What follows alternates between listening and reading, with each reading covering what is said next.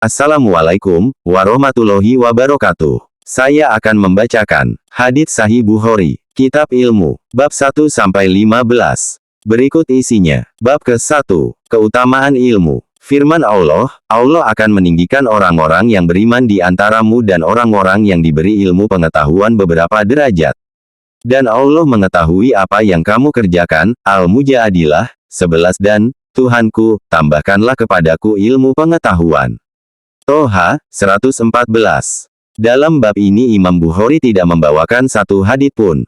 Bab kedua, seseorang yang ditanya mengenai ilmu pengetahuan, sedangkan ia masih sibuk berbicara. Kemudian ia menyelesaikan pembicaraannya, lalu menjawab orang yang bertanya. Abu Hurairah radhiyallahu an berkata, ketika Rasulullah Shallallahu alaihi wasallam di suatu majelis sedang berbicara dengan suatu kaum, datanglah seorang kampung dan berkata, "Kapankah kiamat itu?" Rasulullah terus berbicara, lalu sebagian kaum berkata, beliau mendengar apa yang dikatakan olehnya, namun beliau benci apa yang dikatakannya itu. Dan sebagian dari mereka berkata, beliau tidak mendengarnya. Sehingga, ketika beliau selesai berbicara, maka beliau bersabda, di manakah gerangan orang yang bertanya tentang kiamat? Ia berkata, inilah saya, wahai Rasulullah. Beliau bersabda, apabila amanat itu telah disia-siakan, maka nantikanlah kiamat. Ia berkata, bagaimana menyia-nyiakannya? Beliau bersabda, apabila perkara urusan diserahkan pada satu riwayat disebutkan dengan, disandarkan kepada selain ahlinya. Maka nantikanlah kiamat. Bab ketiga, orang yang mengeraskan suaranya mengenai ilmu pengetahuan. Abdullah bin Amr radhiyallahu an berkata, Nabi Shallallahu alaihi wasallam tertinggal dari kami dalam suatu perjalanan yang kami tempuh lalu beliau menyusul kami, dan kami telah terdesak oleh salat pada satu riwayat disebutkan, salat asyar. Kami berwudu, dan ketika kami sampai membasuh kaki, lalu beliau menyeru dengan suara yang keras, celakalah bagi tumit-tumit karena api neraka. Beliau mengucapkannya 2 atau 3 kali.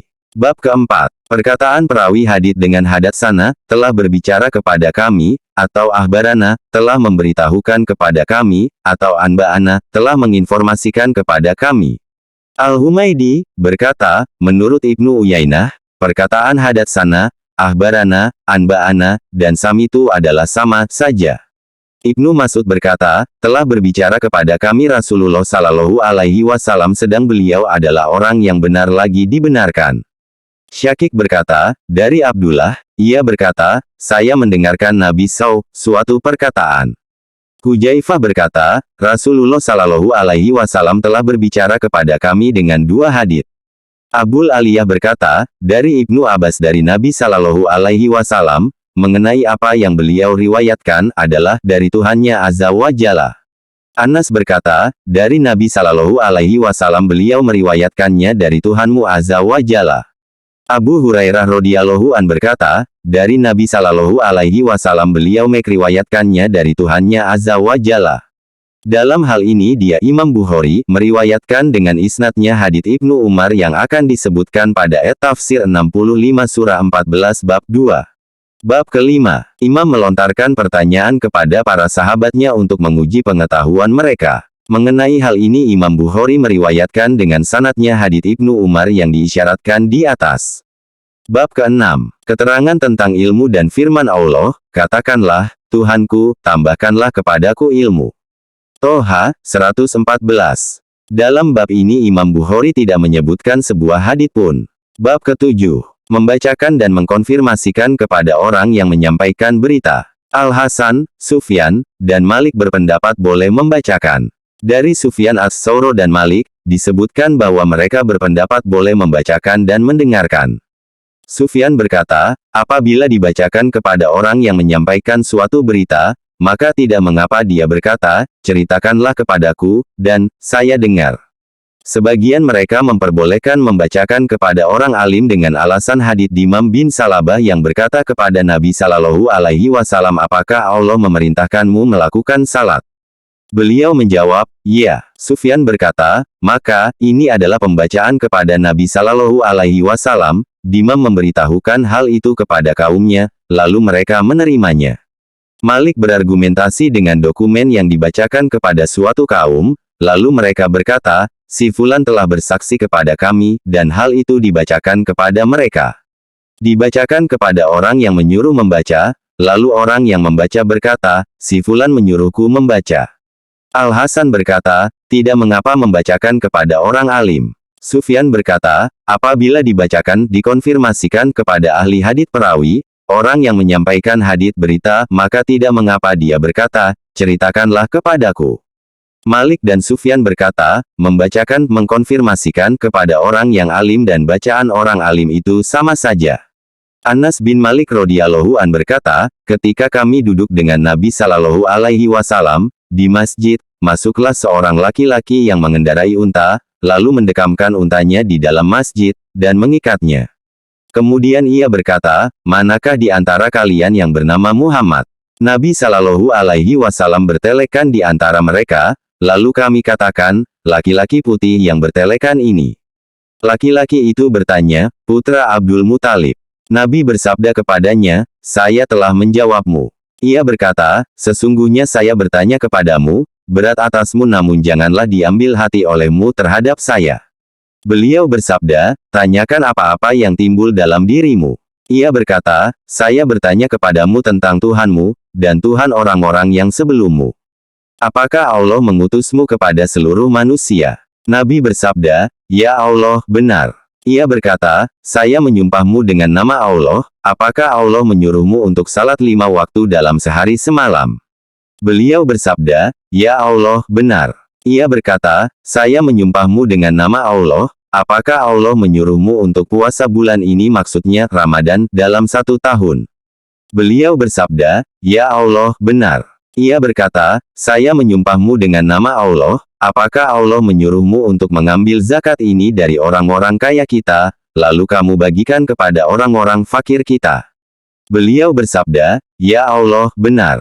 Lalu laki-laki itu berkata, saya percaya pada apa yang kamu bawa dan saya adalah utusan dari orang yang di belakang saya dari kalangan kaum saya. Saya Dimam bin Salabah, saudara Bani Sa'ad bin Bakar. Bab ke-8. Keterangan tentang perpindahan buku-buku ilmu pengetahuan dari tangan ke tangan, dan penulisan ilmu pengetahuan oleh ahli-ahli ilmu pengetahuan dari berbagai negeri. Anas berkata, Utsman menyalin beberapa mushaf, lalu mengirimkannya ke berbagai wilayah. Abdullah bin Umar, Yahya bin Said, dan Malik berpendapat bahwa yang demikian itu diperbolehkan. Beberapa ulama Hijaz mendukung pendapat itu berdasarkan hadits Nabi Shallallahu alaihi wasallam, ketika beliau mengirimkan surat dengan perantaraan komandan pasukan dan beliau berkata, janganlah kamu bacakan surat ini sebelum kamu sampai di tempat ini dan ini. Setelah sampai di tempat itu, komandan itu membacakannya kepada orang banyak, dan dia memberitahukan kepada mereka apa yang diperintahkan oleh Nabi Shallallahu alaihi wasallam. Abdullah bin Abbas mengatakan bahwa Rasulullah Shallallahu alaihi wasallam mengutus seorang laki-laki, dalam satu riwayat disebutkan, Abdullah bin Huzafa as-Sahmi, untuk membawa surat beliau, dan laki-laki itu disuruh memberikannya kepada pembesar Bahrain, lalu pembesar Bahrain merobek-robeknya.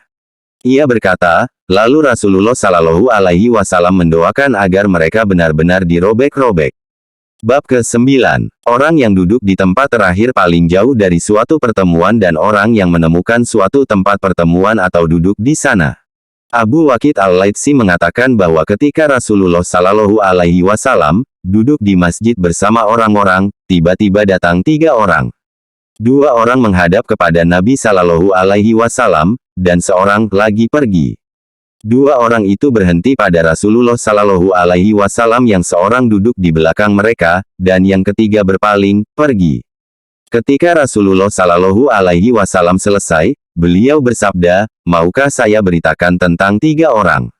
Yaitu, salah seorang di antara mereka berlindung kepada Allah, maka Allah melindunginya, yang seorang lagi malu, maka Allah malu terhadapnya, dan yang lain lagi berpaling, maka Allah berpaling darinya. Bab ke-10. Sabda Nabi Shallallahu alaihi wasallam, seringkali orang yang diberitahu suatu keterangan lebih dapat mengingatnya daripada yang mendengarkannya sendiri. Dalam bab ini Imam Bukhari meriwayatkan dengan isnadnya hadits Abu Bakra pada Al-Maghazi 64 bab 79. Bab ke-11. Ilmu wajib dituntut sebelum mengucapkan dan sebelum beramal. Hal tersebut didasarkan firman Allah Ta'ala dalam surah Muhammad ayat 19, maka ketahuilah, wahai Muhammad, bahwa sesungguhnya tidak ada Tuhan yang hak melainkan Allah. Maka, dalam ayat ini Allah memulai dengan menyebut ilmu. Selain itu, disebutkan bahwa ulama adalah pewaris-pewaris Nabi. Mereka mewarisi ilmu pengetahuan. Barang siapa yang mendapatkannya, maka dia beruntung dan memperoleh sesuatu yang besar. Barang siapa melalui suatu jalan untuk mencari suatu pengetahuan agama, Allah akan memudahkan baginya jalan menuju surga. Allah Ta'ala berfirman, sesungguhnya yang takut kepada Allah di antara hamba-hambanya hanyalah ulama. Fatir, ayat 28. Tiada yang memahaminya kecuali bagi orang-orang yang berilmu. Al-Ankabut, ayat 43, dan mereka berkata, sekiranya kami mendengarkan atau memikirkan peringatan itu, niscaya tidaklah kami termasuk penghuni-penghuni neraka yang menyala-nyala. Al-Mulk, ayat 10, dan adakah sama orang-orang yang tahu dengan orang-orang yang tidak mengetahui. Az-Zumar, ayat 9. Nabi Shallallahu Alaihi Wasallam bersabda, barang siapa dikehendaki baik oleh Allah, maka ia dikaruniai kepahaman agama. Dan beliau Shallallahu Alaihi Wasallam bersabda, sesungguhnya ilmu itu hanya diperoleh dengan belajar. Abu Dzar berkata, andaikan kamu semua meletakkan sebilah pedang di atas ini, sambil menunjuk ke arah lehernya. Kemudian aku memperkirakan masih ada waktu untuk melangsungkan atau menyampaikan sepatah kata saja yang kudengar dari Nabi Shallallahu Alaihi Wasallam sebelum kamu semua melaksanakannya, yakni memotong leherku, niscaya ku sampaikan sepatah kata dari Nabi Shallallahu Alaihi Wasallam itu. Ibnu Abbas berkata, jadilah kamu semua itu golongan Rabbani, yaitu golongan yang penuh kesabaran serta pandai dalam ilmu fikih, yakni ilmu pengetahuan yang berhubungan dengan hukum-hukum agama, dan mengerti. Ada yang mengatakan bahwa yang dimaksud, Rabbani, ialah orang yang mendidik manusia dengan mengajarkan ilmu pengetahuan yang kecil-kecil sebelum memberikan ilmu pengetahuan yang besar-besar, yang sukar. Bab ke-12. Apa yang dilakukan oleh Nabi Shallallahu Alaihi Wasallam tentang memberi sela-sela waktu, yakni tidak setiap hari, dalam menasihati dan mengajarkan ilmu agar mereka tidak lari, berpaling karena bosan. Anas radhiyallahu anhu mengatakan bahwa Nabi Shallallahu Alaihi Wasallam bersabda, mudahkanlah dan jangan mempersulit, gembirakanlah. Dalam satu riwayat disebutkan, jadikanlah tenang, dan jangan membuat orang lari. Bab ke-13, Orang yang memberikan hari-hari tertentu untuk para ahli ilmu pengetahuan. Abu Wa'il berkata, Abdullah pada setiap hari Kamis memberikan peringatan, yakni mengajar ilmu-ilmu keagamaan kepada orang banyak. Kemudian ada seseorang berkata, wahai ayah Abdurrahman, aku sebenarnya lebih senang andai kata kamu memberikan peringatan kepada kami setiap hari. Abdullah menjawab, ketahuilah, sesungguhnya ada satu hal yang menghalangiku untuk berbuat begitu, yaitu aku tidak senang membuatmu bosan, dan sesungguhnya aku akan memberikan nasihat pelajaran kepada kamu sebagaimana Nabi Shallallahu Alaihi Wasallam. Dalam satu riwayat dari Abu Wa'il, ia berkata, kami menantikan Abdullah, tiba-tiba datanglah Zaid bin Muawiyah, lalu kami berkata kepadanya, apakah Anda tidak duduk? Ia menjawab, tidak, tetapi saya akan masuk dan meminta sahabatmu itu keluar kepadamu.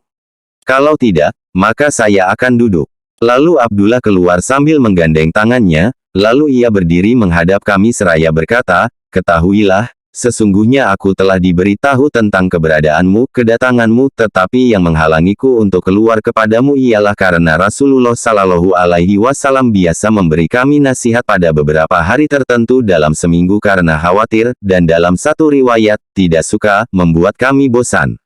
Bab ke-14. Barang siapa yang dikehendaki Allah dalam kebaikan, maka Allah menjadikannya pandai agama. Humaid bin Abdurrahman berkata, saya mendengar Muawiyah sewaktu ia berkhutbah mengatakan, aku mendengar Rasulullah Shallallahu Alaihi Wasallam bersabda, barang siapa yang dikehendaki Allah dalam kebaikan, maka Allah menjadikannya pandai agama. Saya ini hanya pembagi penyampai wahyu secara merata, dan Allah yang Maha Perkasa lagi Maha Mulia memberi pemahaman. Dan akan senantiasa ada, dari umat ini, suatu umat, yang menegakkan urusan Allah. Tidaklah membahayakan mereka orang yang meremehkan mereka, dan dalam satu riwayat, orang yang mendustakan mereka dan tidak pula orang yang menentang mereka, dan dalam satu riwayat, dan urusan umat ini akan senantiasa lurus sehingga datang hari kiamat atau sehingga datang kepada mereka perintah Allah, sedang mereka tetap pada yang demikian itu. Lalu Malik bin Tukamir berkata, Muaz berkata, sedang mereka berada di negeri Syam. Kemudian Muawiyah berkata, Malik ini mengaku bahwa dia mendengar Muaz berkata, sedang mereka berada di negeri Syam. Bab ke-15. Pemahaman dalam hal ilmu. Dalam hal ini Imam Bukhari meriwayatkan dengan isnadnya hadits Ibnu Umar yang telah disebutkan di muka bab 4. Demikianlah kitab ilmu. Bab 1 hingga bab 15 Sahih Bukhari terjemahan bahasa Indonesia. Sahih Bukhari Muslim. Terima kasih sudah menonton dan mendengarkan. Semoga menambah ilmu dan iman kita semua, amin. Jangan lupa dukungannya untuk channel kecil ini agar berkembang, dengan bantu like dan subscribe, juga kritik dan saran di kolom komentar. Sampai jumpa di bab selanjutnya. Wassalamualaikum warahmatullahi wabarakatuh.